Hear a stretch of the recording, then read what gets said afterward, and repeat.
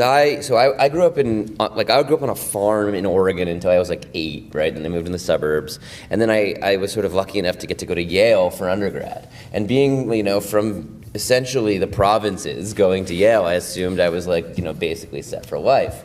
So, I majored in American studies. I did a lot of really fun things. I didn't worry about getting a job at all. I figured, and really it was under this faulty assumption that just because the degree was in Latin, it was this, Harry Potter spell. It was just gonna magically open any door that I wanted it to. And so I got out into the world, and it was I got kind of the shit beaten out of me for a while, right? And I think a lot of people can relate to that. And I ended up, I had sort of missed that on-ramp that I saw some of my friends doing, going into consulting or investment banking, where it was they were all taken care of, and I was, at the time, super envious of them.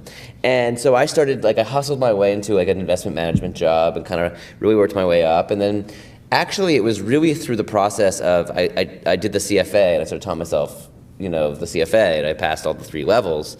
The Chartered Financial Analyst, which is a great program, but I just kept thinking this was the first time I was really all of a sudden I was super into statistics. I understood accounting, I understood finance, and I actually thought it was all really cool, right? I was this is awesome.